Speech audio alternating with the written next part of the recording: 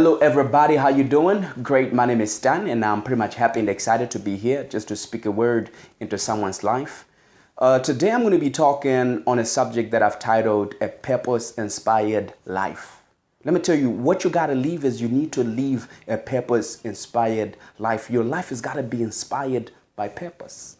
So I'm going to be zeroing in on a few things, and one of the things that are key, significant, and really important as far as leading a purpose-inspired life is what I call the 3 immutable laws. There's some people that say there are 2 immutable laws, but I believe that there are 3 immutable laws in life. And the 3 immutable laws in life are, number 1, a person has got to be loved. Secondly, a person has got to eat. And thirdly, a person has got to live indoors. When these 3 immutable laws are in place, it'll be easy for a person to lead a purpose-filled life. It will be hard and difficult for somebody who's on the streets, somebody who doesn't even know where the next meal is going to come from. It will be hard and difficult for such a person to lead a purpose-filled life. And somebody who's not loved at all, it will be hard and difficult for them to lead a purpose-inspired life. And the first source of love that anybody should desire to get love from before being loved by anybody else is from God. And it's a beautiful thing because the Bible records and it says, "For God so loved the world that he gave his only begotten son." And guess what? Jesus Christ loved us so much that he had to lay aside his life just for our sake. So in other words, when a person has that understanding that, oh, I am loved by God, that's a kicker right there. That's a kickstart into a purpose-inspired life. So remember these 3 immutable laws. A person has got to be loved. A person has got to eat, and a person has got to live indoors in order for them to be able to lead a purpose-inspired life. So the other thing I'm going to tell us today is that purpose is the reason, purpose is the reason why something exists or is accomplished. You want to know what purpose really is? Purpose is the reason why something exists and why it is accomplished. The question is, what is your purpose? Why are you here? Why are you here? Why do you exist? What is the reason for your existence? And what is the reason for the things that you are doing? What is the reason for the things that you're doing? Purpose, is a means to an end. It's not the end itself. You don't discover your purpose and think you have arrived. Discovering purpose is not the arrival point, but it's a beginning of a journey. It is a means to an end. It is not the end itself. It is not the end itself. The very same thing with money. You need to understand that money is not the end. You don't just get money and acquire a lot of money and you think you have arrived. Money is not the end, but it is the means to an end. You get money so that you'll be able to do certain things that you can't do without it. Money is not the end, it is the means to an end. Just like we have a lot of people just trying to acquire so much money. The idea is not acquiring so much money. The idea is how many more lives have you changed with the money that you have acquired. It is a means to an end, not the end itself. Not the end itself. See, in life, we ask a series of wrong questions. A lot of people ask wrong questions as far as purpose is concerned. And that one of the main questions that is wrong that a lot of people ask is, what is my purpose? Somebody asks a question and they says, what is my purpose? That's a very selfish question. Or somebody says, why am I here? That's a very selfish question. That's not the kind of question you should be asking. No, that's a wrong question. It's selfish. Self-seeking is self-centered. That's practically wrong. You should be asking such questions. But rather, the right question you should be asking is, who am I here for? If you're an individual, the question you should ask is, who am I here for? Let me tell you, businesses that make profit, businesses that make money, they ask the relevant question. They ask the right question. And the question that a business would ask is, who are we here for? Organizations that do well is because they ask questions, and the questions they ask is, who are we here for? The only way your organization is going to do significantly well is when you've answered the question, who are we here for? Successful governments, they ask questions like, who are we here for? Successful politicians ask themselves questions like, who are we here for? In other words, that's how you discover your purpose. You discover your purpose by asking the question, by asking the right question, and the right question is, who am I here for, or who are we here for if you're an organization? You see, purpose is found across the road from the question, what's in it for me? If you want to discover purpose, you just have to look across the road from what's in it for me. If you're able to cross the road and be able to stand and not necessarily ask the question, what's in it for me, but serving other people becomes the thing that you enjoy doing.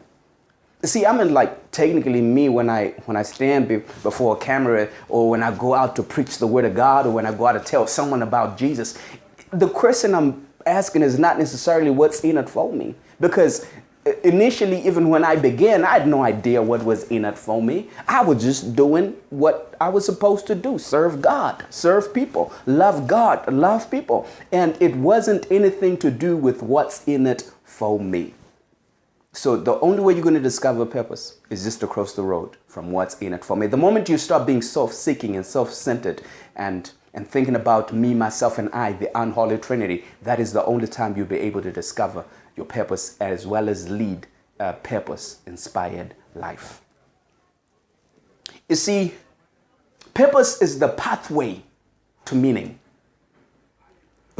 Where there's no purpose, meaning is kind of hard to find. Where there's no purpose, meaning is kind of hard to find.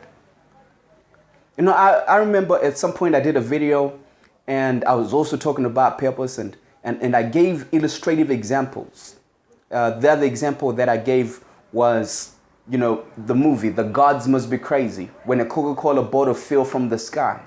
And these people were pretty much convinced that the Coca-Cola bottle came from the gods, but they had no idea why the gods had given them this bottle. So this bottle meant nothing to them. Why? Because they didn't know the purpose for the bottle. They couldn't use the bottle purposefully. They didn't. The bottle had no meaning. Why? Because they had no idea why the gods had given them the bottle and what was the purpose of the bottle. Which is the very same thing with your life. You see, you have this life that you have been given by God, but you just don't know why He has given you this life. You see, you don't know the purpose of your life. Therefore, you don't know the meaning of life. That's why you discover that you find yourself being wasted most of the times. The only thing that you do is you just get wasted. Why? Because you have no idea who you are and what you're supposed to be doing in this life. In other words, there is no meaning to your life. Why? Because there is no clear definition of purpose. And why is there no clear definition of purpose? It's simply because you're probably still living and existing from a place where you ask the question, and the question that you ask is, what's in it for me, as opposed to just being subservient and loving and caring and just serving people. And also, one of the things that are key, significant, and really important that you should know is that those who devote themselves to themselves will have ultimately nothing but themselves to show for themselves, which is really sad. I'm sure, you see, when people come to the end of their lives and you look around and you wonder, what is it that these people actually did in their lives, and how did they do what they did, and what did it mean in their lives? And what have they got to show for their lives? You see, somebody might have been here for 100 years, but the question is, what did they do in the 100 years? Look at Jesus. Jesus was only here for 33 years, and He devoted Himself to more than Himself. So to those who devote themselves to more than themselves, they will certainly have more than themselves to show for themselves. Why? Because they have devoted themselves to more than themselves. So that's just one thing you need to understand right there, that those who devote themselves to more than themselves, they will definitely have more than themselves to show for themselves.